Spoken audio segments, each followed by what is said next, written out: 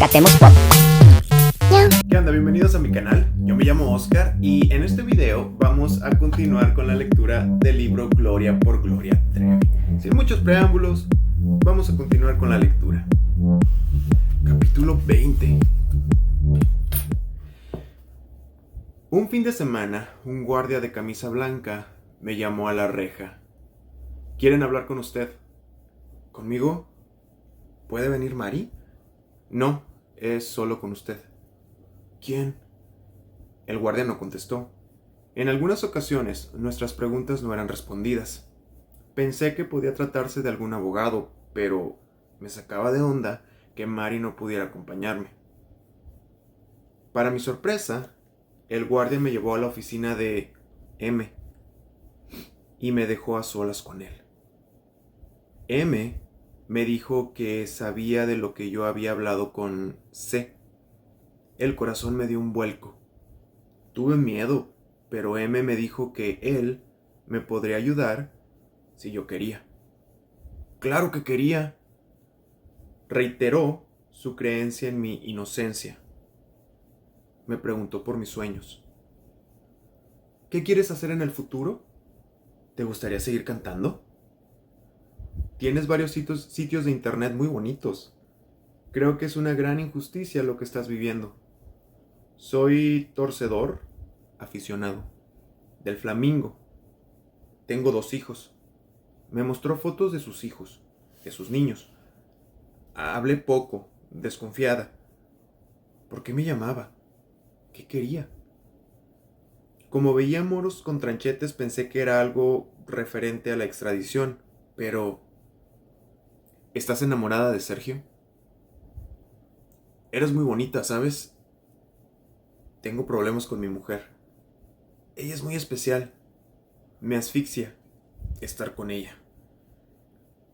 Ese día iba vestido con una playera de manga corta más o menos pegada al cuerpo y noté que exhibía los músculos de los brazos con cierta discreción. Pero no soy boba.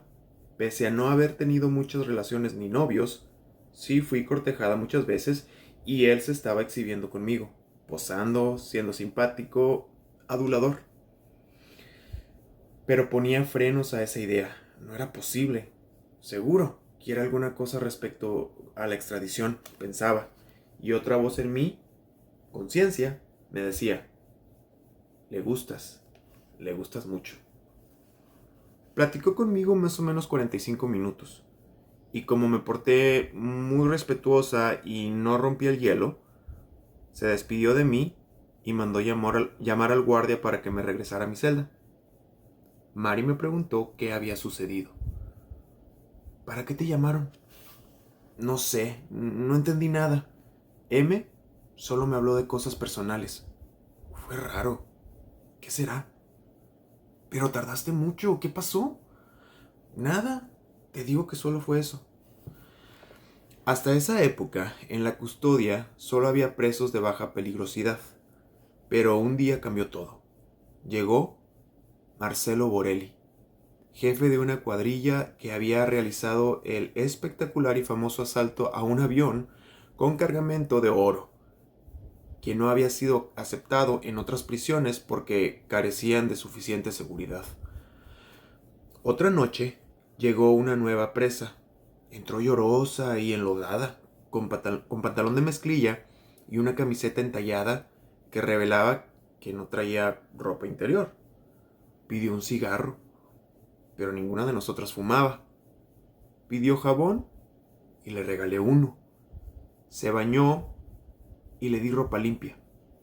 Era blanca, con el cabello pintado de rubio.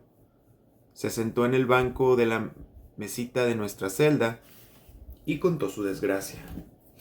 Era la jefa de una banda de narcotraficantes que escondían la droga en una lápida, pero tenían tiempo vigilándolos y los atraparon. Terminó su historia diciendo que uno de los policías le jaló la blusa para exhibirla y cuando ella protestó, lo hizo nuevamente.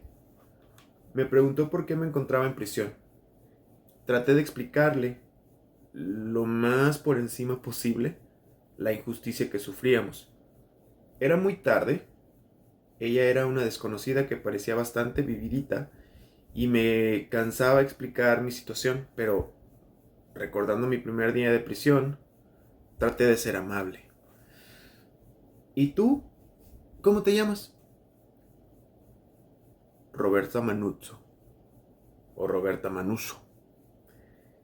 En la celda que era para dos, ahora estábamos 4 mujeres. Aunque no podía quejarme, en las de los hombres había hasta 12 presos. Nosotras llegamos a ser 8, cuando más. Lo que sí era una imprudencia por parte de la federal era mezclar a cualquier tipo de criminal, como Roberta, con nosotras que éramos consideradas de buen comportamiento. Yo seguía muy angustiada y para colmo estaba completamente irregular con mis periodos y con el dolor de mi vientre, por lo que pedí una consulta con una ginecóloga particular, lo que es un derecho de cualquier presa. La doctora me mandó a hacer análisis, lo que llevó buen tiempo, mientras me enteraba por Sergio que el papá de Wendy estaba pidiendo a los abogados que les fuera devuelta la propiedad de la playa y que la propia Wendy había mandado pedir cuentas. Querían dinero para no cambiar de lado. ¿Dinero? Por supuesto, los abogados de Sergio no quisieron devolver la propiedad y no había dinero para nada. Alegaban que, como a Wendy la estaba involucrando Karina muy feo en todo el asunto y no tenía recursos para defenderse, lo mejor que se le ocurrió fue apoyar a Karina para evitar una demanda legal o la prisión. Fue cuestión de días enterarnos de que Wendy daba temerarias entrevistas al estilo Karina y lejos de contradecir lo que Karina había dicho, apoyaba sus versiones y le agregaba de su cosecha. A la pregunta de que si era verdad que ella había perdido a un bebé, Wendy respondía algo así como: bueno, sí, pero Sergio me dijo que Gloria lo hizo 8 veces. ¿Qué? Decía yo en mi celda al leer la nota, llorando de indignación y sin oportunidad de defenderme. Estaba presa. De aquí a que la desmintiera pasarían semanas y esas respuestas pasaban a formar parte de la siembra de veneno que entretejían en mi contra sin pruebas. Me cargaban 8 pérdidas de bebés, lo cual era una perversa mentira. Y por otra parte, aunque fueran 30, ¿qué tenían que ver elefantes pintos con papel de arroz?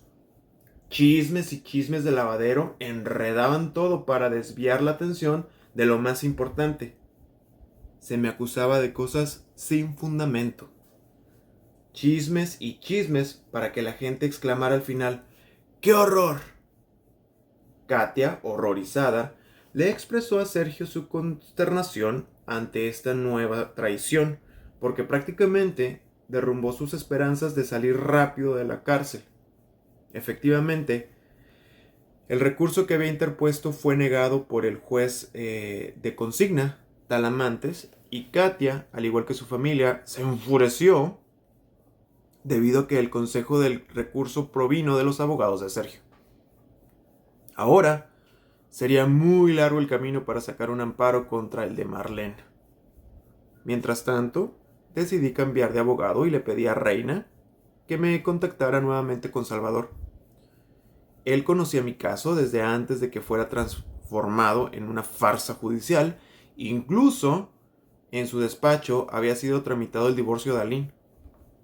El abogado Cantú no había logrado nada a estas alturas y no era especialista en daño moral, como lo era Salvador.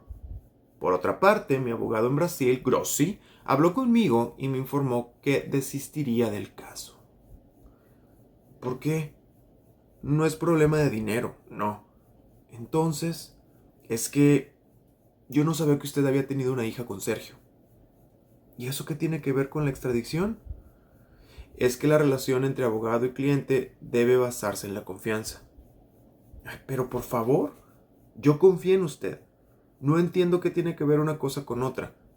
No tenía problema en que lo supiera, solo que no había tenido tiempo de contarle. Casi no hemos hablado.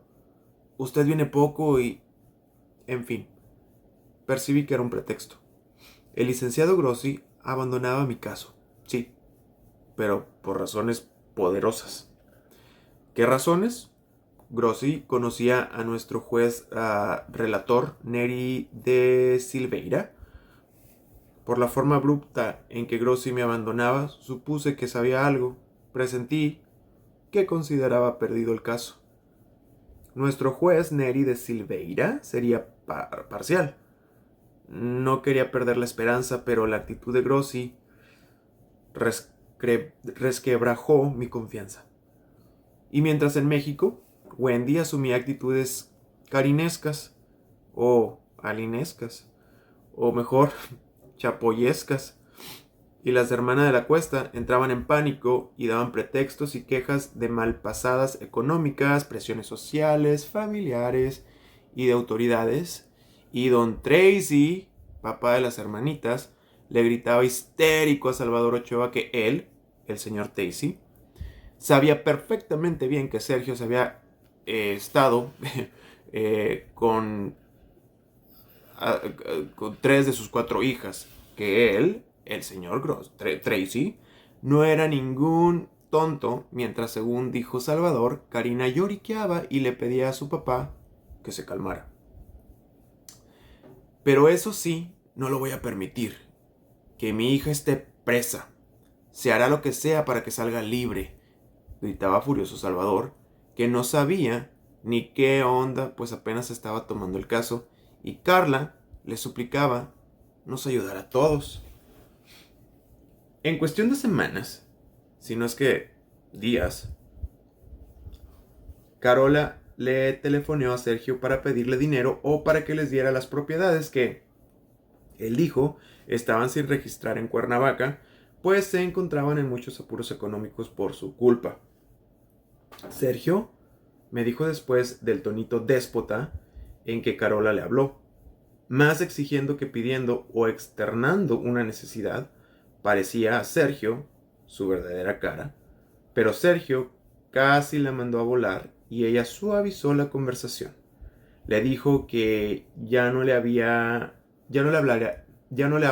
tan seguido, que no sabía cuándo volvería a hablarle, pero que no se preocupara. Ella no haría lo que Karina.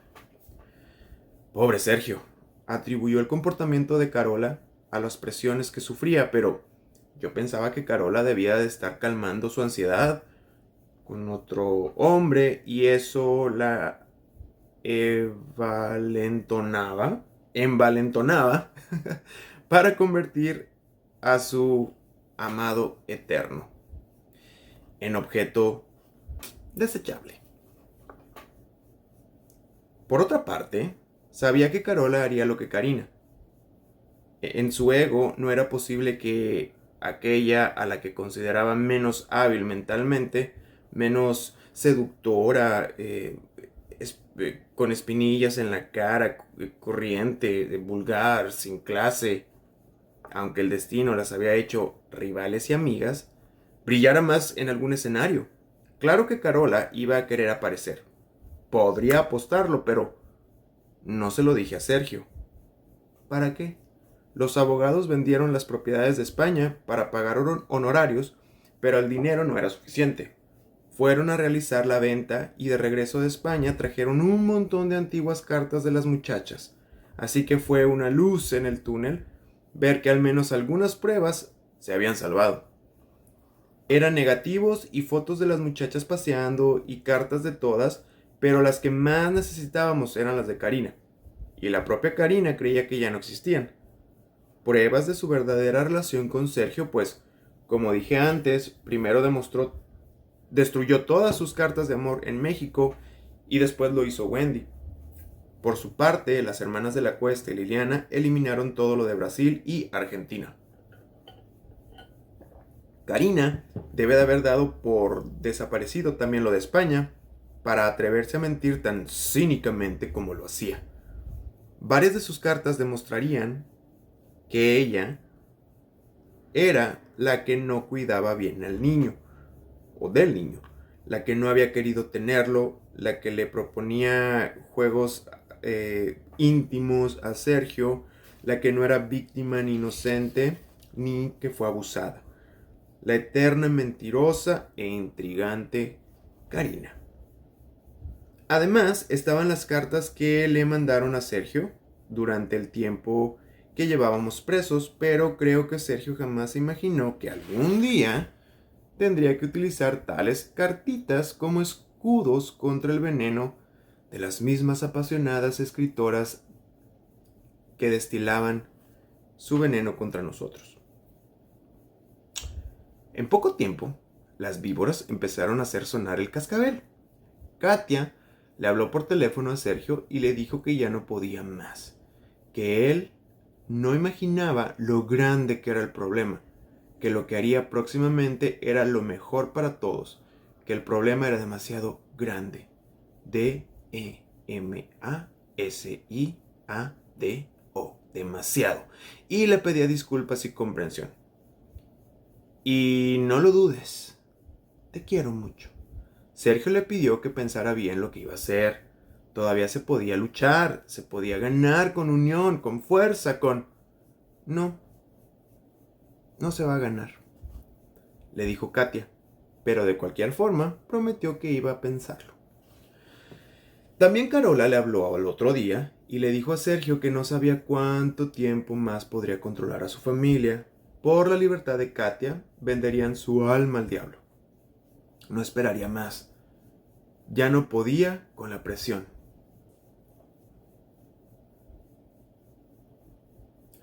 Supimos que Wendy había declarado ante autoridades, después nos enteramos de la sarta de estupideces que dijo en la audiencia.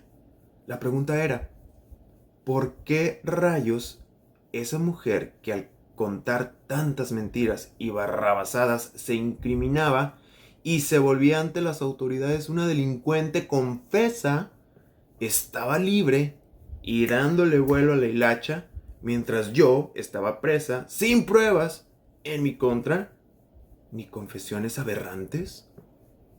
La respuesta es sencilla. No les interesaban ellas y llegaban a tratos inexplicables para hacerlas decir que eran cómplices de actos absurdos, pero al mismo tiempo decían que estaban psicológicamente dominadas por Calimán Andrade. Y aunque eran bien mayorzotas de edad desde hacía varios años, hablamos de mujeres de 20 y tantos años, bastaba que dijeran que habían llegado a las manos de Sergio siendo jovencitas de 15 o 16 años para no ser responsables de nada, pese a sus declaraciones. ¿Bruto? O sea que según esta nueva onda de las leyes chihuahuenses cualquiera puede unirse a una banda, luego pachanguearla con los cuates de la banda, un día planear un asalto, asaltar un banco, gastarse la lana y cuando se acabe, escribe un libro de cómo fue el asalto y con decir que era menor de edad cuando conoció a los cuates de la banda, pese a que tenía 20 y tantos a la hora del asalto y confesarse cómplice, pues no tiene bronca, se le considera víctima de la banda. Puede dar y cobrar entrevistas y recibir ganancias de libros y reivindicar su imagen ante la sociedad. ¡Qué cómodo! ¡Qué padre! Órale, criminales de México, ya saben la receta, al fin, que ya existe la jurisprudencia. Algunas de las declaraciones de Wendy ayudaban y victimizaban a Katia. Y como era de esperarse, Katia y sus hermanas declararon contra nosotros. Pocas semanas después, Katia salió libre, sobre pretexto de no tener capacidad psicológica para enfrentar un juicio. Pero, ¿qué tal para las entrevistas? Claro que cuando supe que decían en las entrevistas, o cuando supe lo que decían en las entrevistas, pensé que se habían vuelto locas en la cárcel o con la bola de tranquilizantes que le pidieron la temporadita que estuvo en el hospital. Pero no era eso. Con plena conciencia, las hermanitas brincaron de bando. Absurdamente, Karina, que antes señalara a Katia como perversa, verdugo, vigilante, aparecía abrazando a su amiga. Solo era cosa de hacer lo que Karina o sus consejeros querían cambiar. Y lo peor era que el público se tragaba toda la historia. Pero ¿cómo no? Si eran kilos y toneladas de periódicos y revistas, horas y años de programas aseverando cosas. Por algo dicen que tanto repetir una mentira se vuelve verdad. Y lo que pasa es que los mentirosos acaban creyéndosela ellos mismos. Ahora, las presiones iban sobre Sonia y Marlene. Y pese a no haber hablado con Liliana en meses, supimos que había dado una entrevista a TV Azteca. Por algunos comentarios de la Chapoy, empecé a temer que fuera a hacer algo peor. Mi hijita, por Dios. ¿Qué pasaba realmente? Simple. Mis enemigos tenían que configurar lo que habían inventado y pregonado. Un clan. No podían hacer aparecer la red de prostitución que nunca existió, ni podían hacer aparecer los abusos físicos, aunque lo intentaron. Incluso mostrando la foto de alguien sin ropa y haciendo temerarias afirmaciones. Pero la mamá de esa persona apareció tildando a Lynn de mentirosa y queriendo demandar a una revista. Después de hablar con gente de la revista a la que quería demandar, terminó llamándome a mí, perversa mentirosa.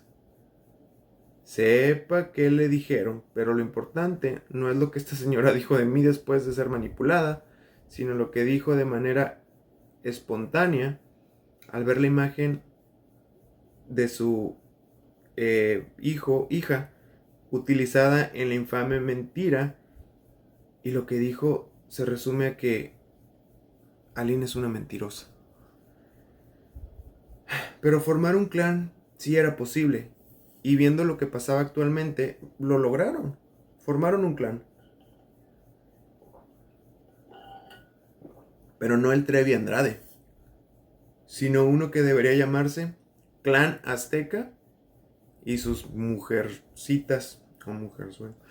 De esta forma podrían evitarse demandas millonarias bien merecidas por la bola de calumnias que dijeron contra todo mundo y el acoso a particulares, familias, empresas. Es más, el mensaje es: Gloria, aquí tienes una puerta, hazte la víctima. Tú también puedes decir que fuiste maltratada, que llegaste con Andrade de solo 16 años, que estaba psicológicamente dominada, que Aline, con ayuda de TV Azteca, te salvó, que Jesús entró en tu corazón, que la verdad te hará libre. La historia contada por los medios está perfectamente encaminada para que el público se trague la versión. Y quién sabe, tal vez hasta TV Azteca te reciba con los brazos abiertos. Claro, tú, Gloria, tienes que reconocer como ciertas las cosas que te inventamos y de paso, desdecirte de lo de Ricardo Salinas. Al fin que si dices que Sergio lo planeó, lo inventó y te obligó amenazándote de muerte, todo el mundo lo creerá y por supuesto, saldrás libre. ¿A poco no parece propuesta del diablo?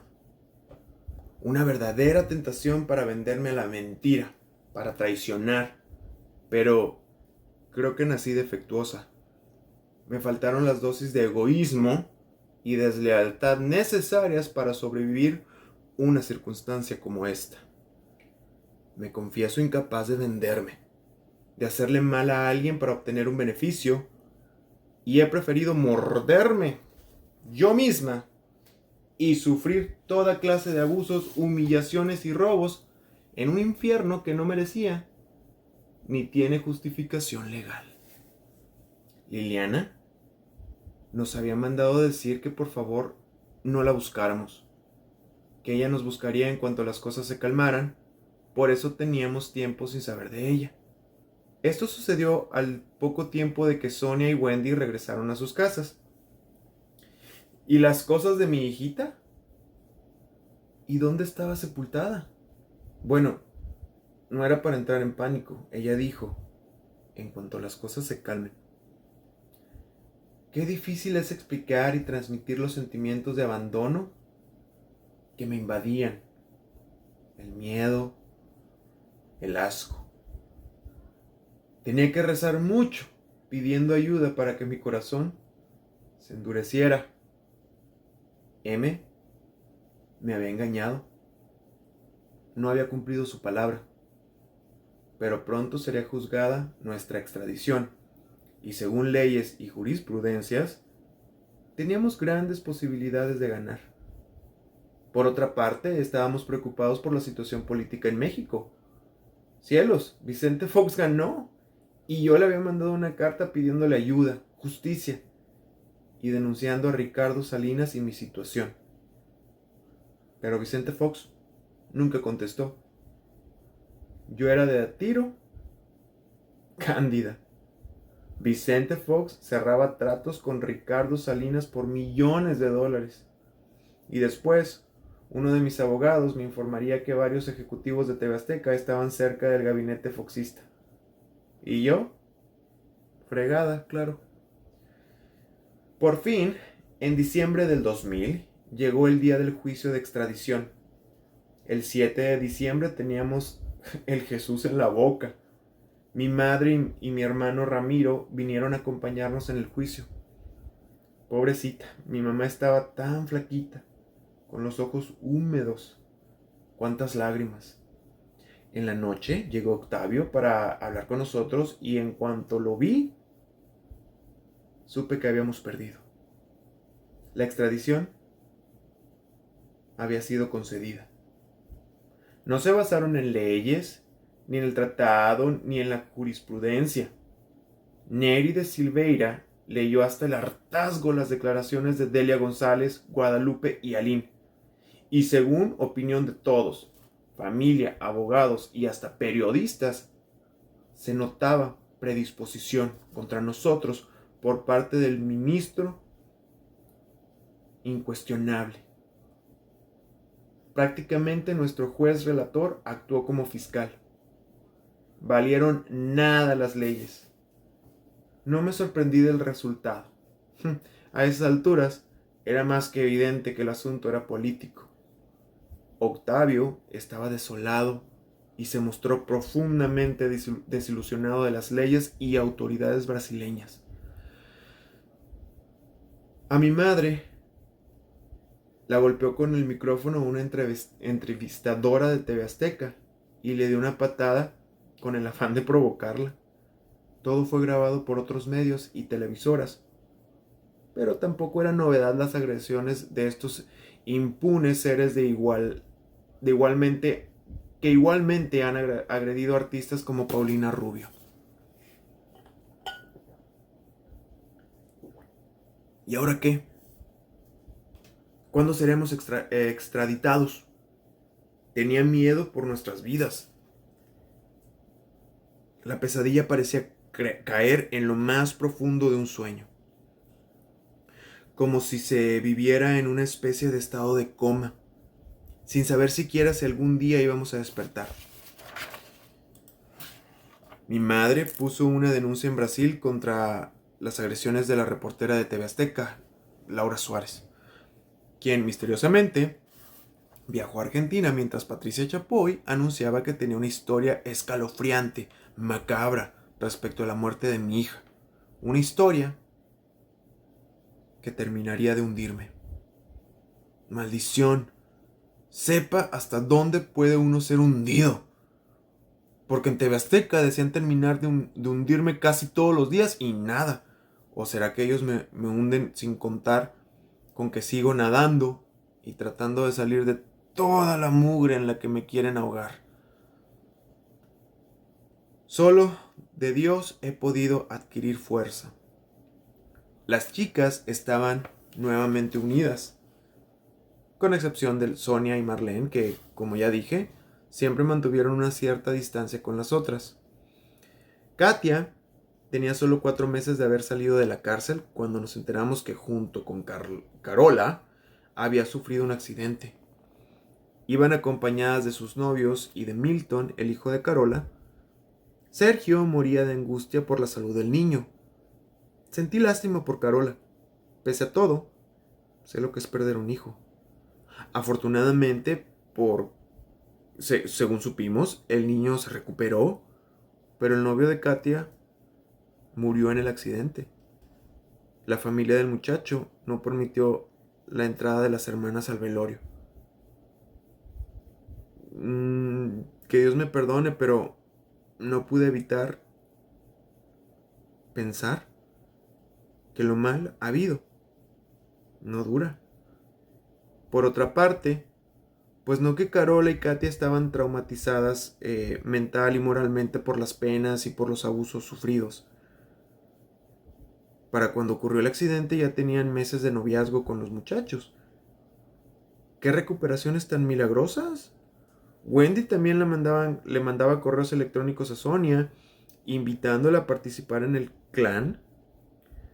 Ahora sí, ellas formaban y contándole de su nuevo amor. La Navidad estaba próxima. Envié tarjetas de felicitación por correo a Naira, Roberta y Pepita, la española de Río. Edna, Ifigenia, Mari y yo hicimos adornitos para arreglar un poco la custodia. Mi mamá me había llevado algunas bolsas de dulces americanos, de esos que venden por centenas, y preparamos paquetitos de dulces para todos los presos. Yo soy obstinada en conmemorar el nacimiento de Jesús, y la cárcel no me lo impediría. El 24, para amanecer 25, Mari y yo cantamos para los presos. En enero recibí un sobre que tenía como remitente Ana Treviño y la dirección donde ella murió, enviado de Río de Janeiro con sello del 13 de enero. ¡Qué perversidad! Lloré y puedo apostar que por ahí del 13 de enero Liliana y Laura Suárez, la periodista de TV Azteca, estaban en Río. Ese día se cumplía 1 año de nuestra detención. Desesperada y convencida de que me habían robado a mi niña y sabiéndome chantajeada, le escribí a los abogados de México y Río para hacer una denuncia. Pero todos me dijeron que no era el momento, que podía hacerse un escándalo, y estando yo presa no tendría oportunidad de defenderme. Era cosa de esperar un poco. La prioridad era mi libertad. Ya libres, podríamos hacer todo lo demás. Los abogados prepararon una solicitud de refugio. Pero lo más importante para mí era saber dónde estaba mi hija. Cuántas ganas de gritar hasta que el aullido me desgarrara la garganta y el dolor de la carne me aturdiera el dolor del alma. En una entrevista le dije a Adela Micha, reportera de Televisa, que no sabía dónde estaba mi hija. Y Patricia Chapoy, según dijeron mis abogados, pronta me contestó: pues si quieres saber dónde está tu hija, vente a México y te digo. Algo así fueron las palabras de esa mujer. El mensaje era: desiste del pedido de refugio. Quería presentar una denuncia por ocultamiento de cadáver contra Liliana, Chapoy y Laura Suárez, pero de nueva cuenta todos me pedían esperar. Mi mamá contrató nuevos abogados. El licenciado César Fentanes y Roberto Flores se encargarían de mi defensa y Salvador Ochoa continuaría con el asunto de demanda contra Lynn, Karina y Guadalupe. Fentanes, estudiando mi caso, descubrió 20 irregularidades o crímenes cometidos contra nosotros para mantenernos presos. Mari y yo estábamos nuevamente solas en la celda. Edna salió porque se venció el plazo de su juicio e Ifigenia se escapó aprovechando un descuido del policía que la llevó un día al médico. Otro preso famoso llegó a la custodia. Era Fernandino Beira-Mar, considerado el narcotraficante más poderoso de Brasil. Para nuestra sorpresa, fue colocado en la celda 4, es decir, al lado de la nuestra, la 3. Mientras tanto, me llegaban chismes de que Roberta Menuso sacaría un libro hablando de mí. ¿Qué? ¿Pero qué podía decir esa mujer de mí? Roberta, traficante confesa, también había salido por vencimiento de plazo como Edna. Era esa justicia. Por su parte, Karina sacaba y promovía su libro. Me despedazó saber lo que decía de mi hija. Y más me dolía saber que cuando en entrevistas le preguntaban al respecto, ella decía que si querían saber, compraran su libro. Mercenaria sin entrañas. Usaba la memoria de mi hija como gancho de ventas de su libro. Decía que Sergio me había ordenado ponerle unas cobijitas a la niña para que no se escuchara su llanto, y así mi hijita había muerto asfixiada.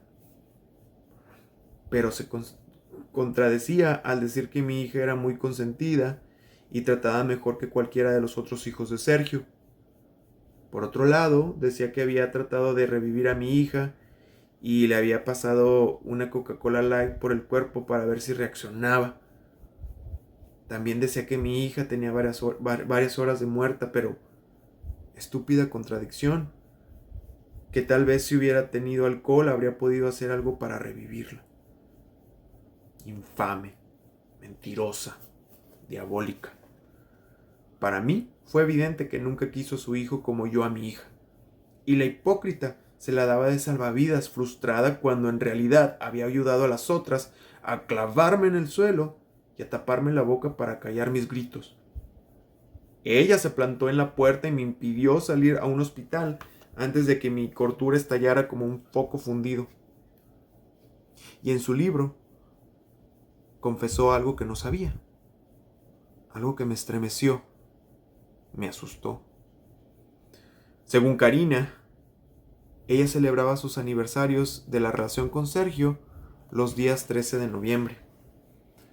Y como mi hija había muerto en esa misma fecha, la conocedora de los motivos se atrevió a blasfemar diciendo que me había castigado a mí, Dios. ¿A mí? ¿Dios castígame a mí quitándole la vida a una inocente? Porque en alguna época pasada había andado de insinuosa con Sergio en esa misma fecha.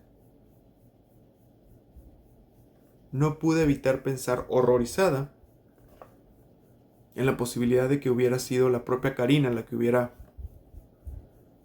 castigado, o la que me hubiera castigado.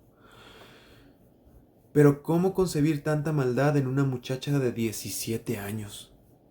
Todavía hoy me rehúso a aceptar esa creencia, aunque las pruebas de su maldad, incluso contra su propio hijo, sean muchas. Considero un exceso algo así. ¿Y yo? ¿Cómo podría perdonarme no haberlo supuesto antes? No haber protegido a mi niña de algo así. No quiero creerlo. También desea suponer que María había descuartizado a la niña. Pobre Raquenel. Llorando repetía: mis abuelitos se van a morir con esas cosas. Mentirosa, Karina. Mentirosa. Sé que Mari sería incapaz de algo así. ¿Para qué? Y los abuelitos no se murieron. Solo el señor sufrió derrame cerebral. ¿Cuánto daño, Karina? ¿Qué cristiana? Llegó a nuestra celda Renata, una muchacha que al parecer formaba parte de la cuadrilla de Borelli. Tenía poco de haber ingresado cuando el 3 de mayo, muy temprano, llegué a la reja de mi celda. Quería preguntarle a Bandeira si acaso había llegado mi abogado, pues me había prometido que vendría. ¿Bandeira? liberaba a los presos para el baño de sol cuando alcancé a ver que Daniel, de la cuadrilla de Borelli, le apuntaba la espalda con su arma. Asustada, desperté a Mari y en voz baja le avisé lo que estaba pasando. También desperté a Roberta y nos fuimos a esconder detrás de la bardita de cemento del baño. Mientras tanto, Roberto, Daniel y Borelli intentaban huir con Bandeira de rehén. Pero Bandeira arrojó las llaves de las celdas a través de la reja de la custodia. Los presos mostraron al guardia que tenían amenazado a Bandeira y ordenaron que les abrieran la reja. Pero el guardia corrió, lo mismo que nuestro abogado, quien presenció la escena. Ya era, escuché decir a los presos mientras arrestaban a Bandeira por el corredor. Ya era. En el lenguaje de la cárcel es como decir, ni modo, ya le tocaba. Pensé que matarían a Bandeira. Quise salir a rogar por su vida, pero ¿y si por andar defendiendo a un policía me mataban a mí o a Sergio? Además, el miedo paraliza. Ahí empezó la rebelión. Bandeira, junto con otros presos, fue encerrado en una celda mientras los amotinaron o los amotinados colocaban colchones en las rejas que daban al corredor y despedazaban las cámaras. Las únicas celdas cerradas eran la de Fernando y la de las mujeres. Lo primero que dijo Borelli a los guardias de afuera fue: si no hacen lo que pedimos, vamos a matar a Gloria y a Sergio. Vamos a matar a los mexicanos. Era un corredor y un desastre en el corredor. Llegó Daniel a nuestra celda y llamó a Renata. No se apuren, nos dijo. Las vamos a respetar. Solo queremos a Gloria, que Gloria nos ayude a llamar la atención de las presas. Si era solo eso, era capaz de vestirme de sapo y bailar la cucaracha. Trajeron el celular de Bandeira y me lo pasaron para que habláramos. Mari moría de pánico. La entendía. Ellos podrían decir misa, pero nosotros no teníamos garantías. Luego trataron por todos los medios de abrir nuestra celda con el pretexto de sacar a Renata. Pero yo tenía el nada místico presentimiento de que podía ser tomada como rehén de estimación y salir como el cohetero. Pero no era hora de mostrar miedo o desconfianza. Los señores podían sentirse y eso sería peor. Afortunadamente, en las horas de anarquía les fue imposible abrir la celda pese a los múltiples esfuerzos. Una de las veces que intentaron abrirla, le tomé una foto a los que cerrochaban el pasador y otra foto a Roberto y a Daniel. Yo tenía la cámara con rollo porque otro preso me la prestó. La rebelión duró hasta la tarde, en que las autoridades llegaron con la cuadrilla al acuerdo de transferirlos a las ciudades de origen donde al menos podrían ser visitados por sus familiares. Se llevaron a todos, incluida Renata, pero a Borelli lo regresaron prácticamente al día siguiente, pues la prisión de su ciudad no quiso recibirlo porque no tenían su seguridad suficiente. Así que Borelli regresó a la custodia y por supuesto empezó un infierno. Todos fuimos castigados por la rebelión. ¿Y yo por qué? Fuimos revisados sin ropa y nos quitaron televisor y ventilador.